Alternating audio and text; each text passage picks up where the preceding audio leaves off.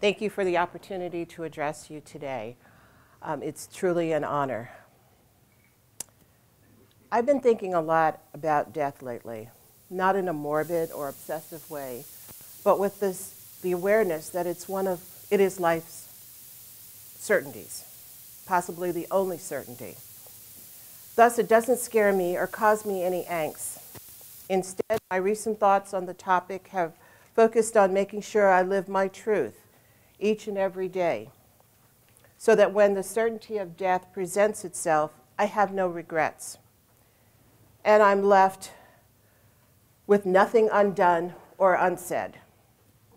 This excerpt was one on the first page of a journal written April 20th, 2016.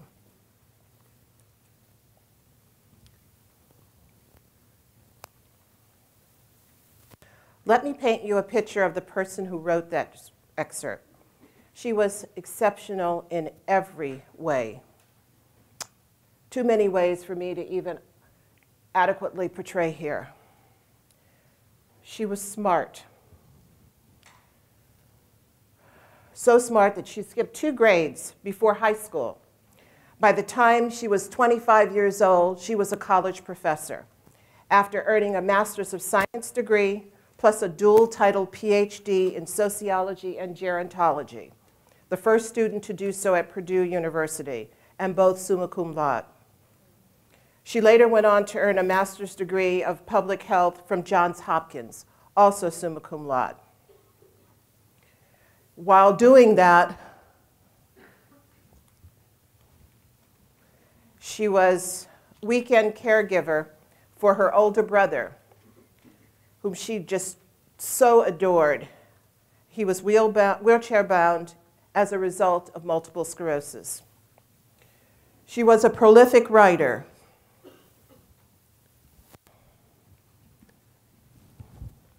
Not having much luck here. Okay. She was a prolific writer, a published author with numerous scientific articles to her credit. She had also made major contributions to several scientific books written by colleagues, and co-authored an introspective self-help book called Beautifully Bare and Undeniably You, which was published in 2018. She was fiercely protective as a friend.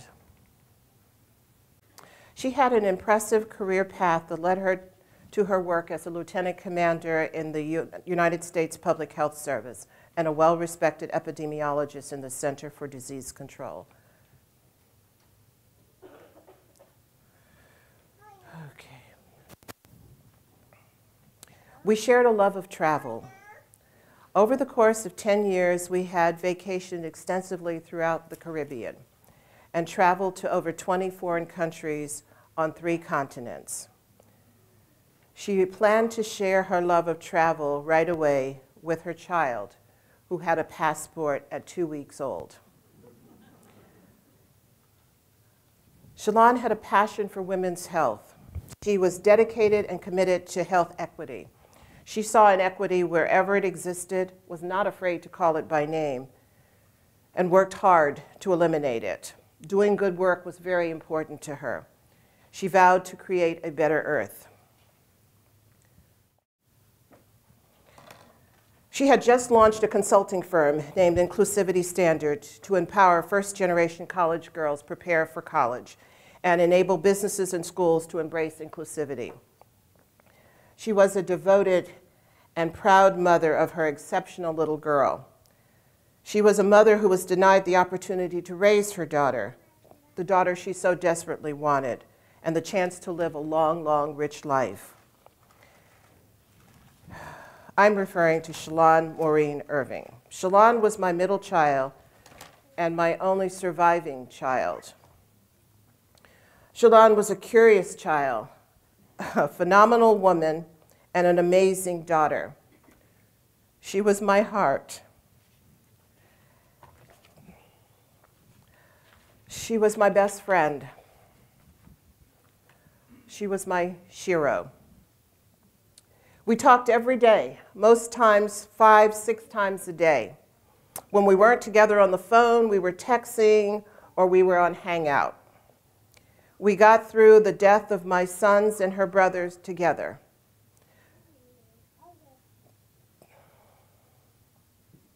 She was my strongest supporter when at 52 I went back to school to get my master's degree.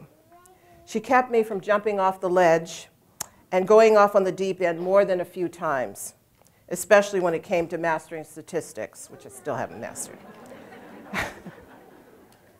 This talk, and any time I talk about Shalon and share her story, it's a love letter to my daughter. I've given you a glimpse of who she was and how she lived, because she deserved that memory. Sadly, now I need to tell you how she died, because in honor of her memory, I hope we can save the lives of other women so they won't leave their parents and children before their time. What I want you to know as I tell Shalon's story is that I relive Shalon's death every time I share this story. It is painful, yes. It would be so much easier not to do this, to sidestep the fresh pain the few times a month that I tell the story. But if my daughter had to leave me, I've got to find some meaning in her death. It must help someone else save someone else's daughter or sister or wife. That's what my daughter would have wanted. Shalon lived abundantly and joyfully. When she unexpectedly became pregnant at 36, the news only added to the fullness of her life. She was absolutely thrilled. We knew her pregnancy was high risk for her age. We often joked about her geriatric pregnancy. What wasn't funny, though, was that she was among the country's most vulnerable population. I never thought for a moment that as a black woman, my daughter was 243% more likely to die than a white woman from birth-related complications. From day one, Shalon did everything right. She exercised, she watched her diet, she attended every prenatal doctor's visit. She followed her OB's instructions to the letter. She felt good and she looked radiant. In a letter to her daughter, her child, the morning of her birth, Shalon wrote, "I am up and just sitting in my calming room meditating before we leave for the hospital. I can't believe that the next time I sit in this room, it will be as a mother with my beautiful, beautiful little one. I barely slept, either out of excitement or nervousness. Yet I'm not tired now, nor do I feel any nervousness. I am prepared. I am surrounded by love, both present and virtual, and I'm ready to meet this tiny human that I've been sharing space with for 37 weeks. It is inconceivable that someone so loving, so ready for motherhood, was cheated of that experience." There was nothing alarming about her delivery. It was textbook, with no complications. Everything went according to the very detailed birth plan she had prepared. Shalon welcomed her beautiful little girl, Soleil Mina Danielle, at 11:20 a.m. on January 3rd, 2017. Shalon saw Soleil as the perfect baby. Even with colic and RSV, Soleil was her greatest accomplishment. But she didn't have much time to celebrate her perfect new baby because she immediately started having pronounced health issues. 1 week after delivery, she developed a hematoma. She went to her doctor, who told her to wait and see. It'll take care of itself. He told her, don't worry. On the elevator down from the doctor's office, she ran into her obstetrician, who took her to her office and drained the hematoma. 1 week later, that wound was still not healing, so Shalon went back. She had also started experiencing other symptoms: rapidly elevating blood pressure, headaches, severe edema, decreased urine output, and unexplained weight gain. She knew, and I knew, that something was very, very wrong.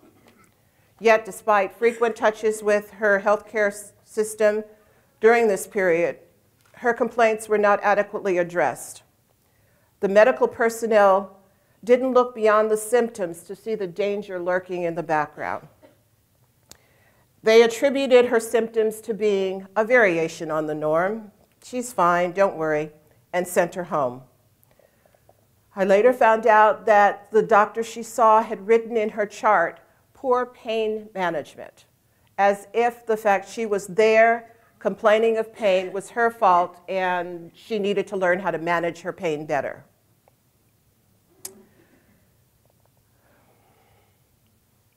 On January 24th, 2017, my beautiful daughter went to the doctor's office for the third time in 1 week. Twice that week, her blood pressure had been recorded at 174 over 118. Each time she was sent home. Tell me, with a blood pressure of 174 over 18, edema and swollen limbs, and unable to void, wouldn't you have put her in the hospital for observation? But instead, Shalon's concern and symptoms went unheard, unaddressed, and untreated for 2 weeks. And then the unthinkable. Shalon suffered a cardiac arrest at home on Tuesday night, January 24th, 2017, 21 days after the birth of her daughter. Outrageously, it was just 6 hours after returning home from visiting her medical provider, complaining of the same symptoms: severely high blood pressure, swollen limbs, failure to void, and a weight gain of 9 pounds in 7 days. 911 was called, and Shalon was transferred to the hospital, where we learned that complications from hypertension had led to the cardiac arrest, which deprived her brain of oxygen for a significant period of time. She was declared officially brain dead on Thursday, January 26th. There is nothing so heart-wrenching as seeing your child unconscious, connected to instruments that can only save her life, but cannot, or that can only say she's dying, but cannot save her life. Unable to open her eyes and tell you one last time that she loves you.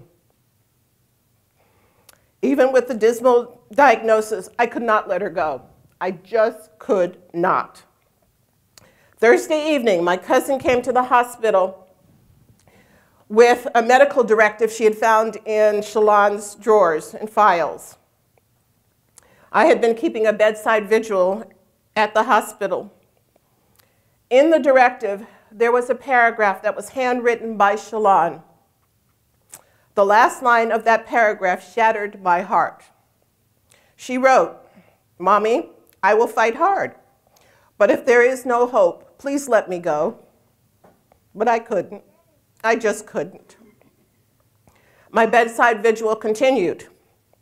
It wasn't until Friday morning, when I saw a single tear roll down Shalon's cheek, that I knew my daughter was ready to go. I sat by her bedside again that night, and the tears flowed.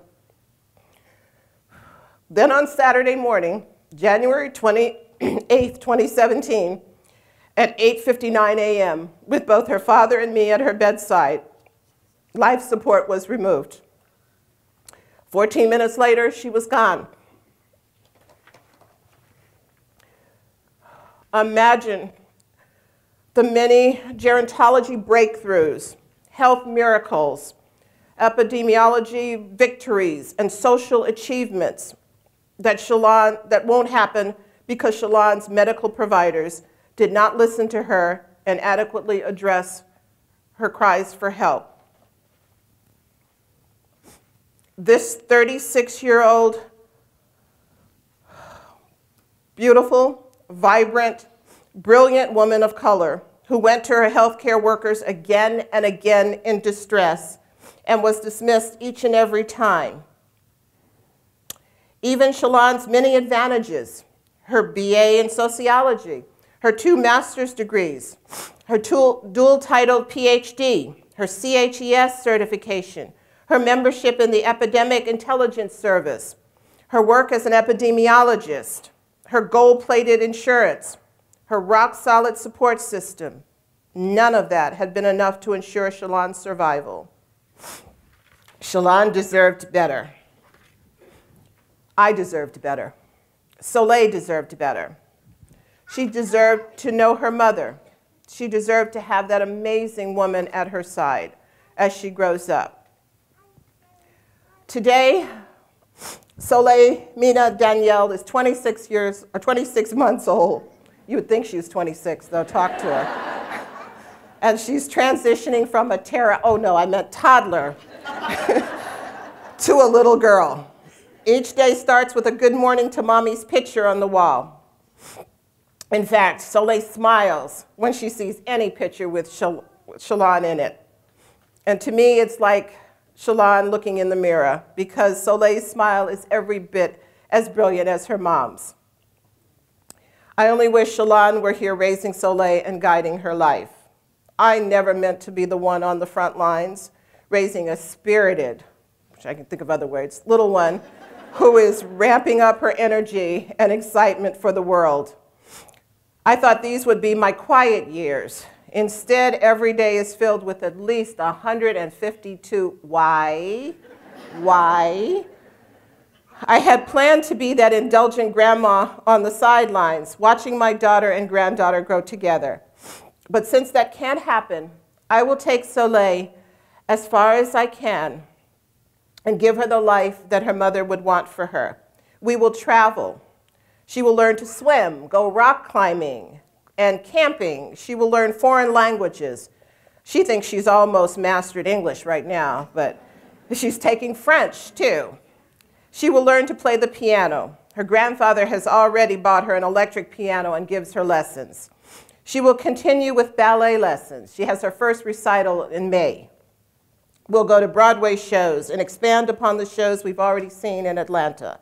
Alvin Ailey, The Lion King, Disney, to include others that expose Soleil to the beauty and the talent in the world as she grows up.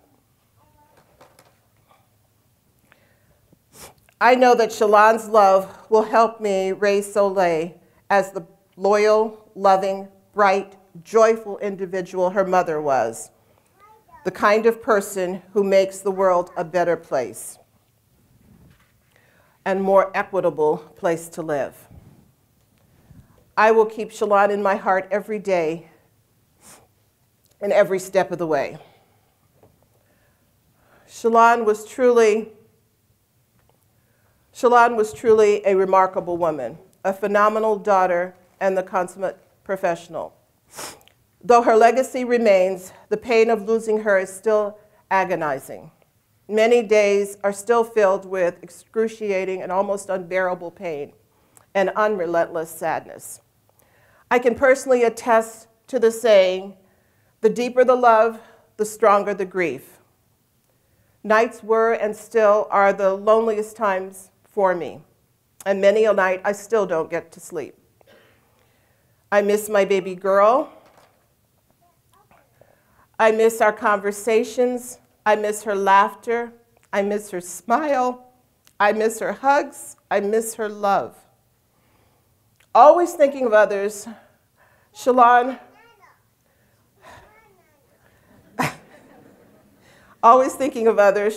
wrote a letter in the event of her death. It was written in 2014 and buried on her business computer.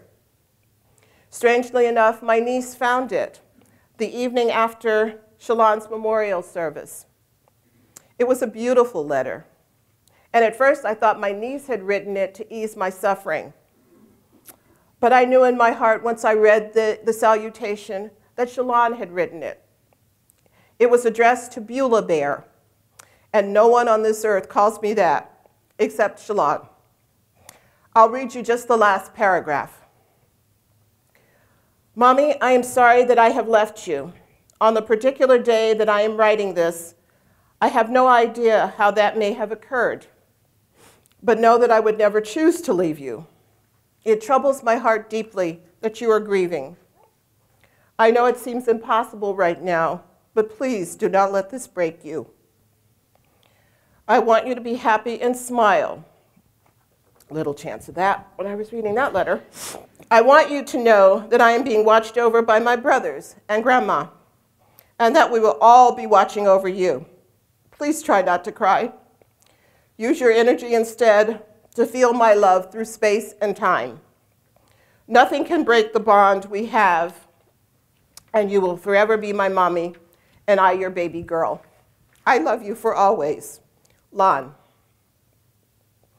Shalon, I hope you know that I'm using my energy to tell your story so that other mothers, other grandmothers, and their families will not have to suffer such a painful loss. There will never be another Shalon. She had such passion. She wanted so desperately to see the ending of health disparities. She was dedicated and committed to fighting on the front lines for racial equality and health equity. Yet she felt victim to that same inequity. Shalon's death has been called shameful, sad, senseless, a tragedy. The thing that is certain in my mind is that it was preventable, and that mere fact is so devastating. As I leave the stage today, I implore you not to think of Shalon as just another maternal mortality statistic, death number 113 in 2017, or one of the 60% of preventable deaths. Dr. Brian Yablong, an EIS colleague of Shalon and internist, said, Shalon was a kind, thoughtful, and principled woman. As a sociologist, she brought a unique and much-needed perspective to the science of epidemiology. She advised that we not get caught up in the numbers. She knew the numbers were important, but I'm adding to his letter. I don't want to say that. As a sociologist, she brought a unique and much-needed perspective to the science of epidemiology. She advised that we not get caught up in the science, that we forget the people behind the numbers. Her wisdom and moral compass were just two qualities that made Shalon an exceptional human being. If Shalon were here today, she would agree that statistics are important, but she would also caution you not to get so caught up in the data that the maternal and the maternal mortality statistics that you forget that behind every number there is a face.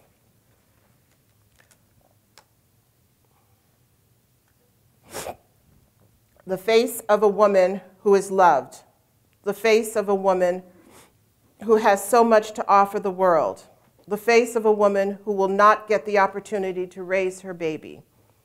If you take that face and multiply it, that one statistic not only includes the faces of women who will be immeasurably mourned and forever missed, but also the families left devastated by her death. The babies, the other children, the mothers like me, the fathers, the husbands, the friends, the colleagues. The domino effect of that statistic is incomprehensible. So whenever you are tempted to think of maternal mortality statistics as just data or just numbers, put Shalon's face behind those numbers. The video addresses the fact that it's from one of her colleagues who said she was a junior colleague of Shalon's, and Shalon, when she went out on maternity leave, put her in charge of a project.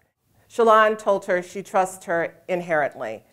Shalon would trust you inherently as well to continue the work, the heavy lifting, if you will, of shaping a better world that offers a healthier, more equitable future for her daughter and for all women. David Satcher, former U.S. Surgeon General, once said, "In order to eliminate disparities in health, we need leaders who care enough, know enough, will do enough, and are persistent enough." Shalon was one of those leaders. I hope there are a lot more of those leaders in this room today. Shalon always ended her emails with the following quote from Lily Walker: "If you are here to help me, then you're wasting your time. But if you come because your liberation is bound up in mine, then let's begin." I'd like to end with saying, if you are here to shed a tear for this grieving grandma, and continue on with the status quo, then you're wasting your time and mine. But if you come because your liberation is bound up in mine and the fate of mothers, then let's begin to make a real difference. Thank you.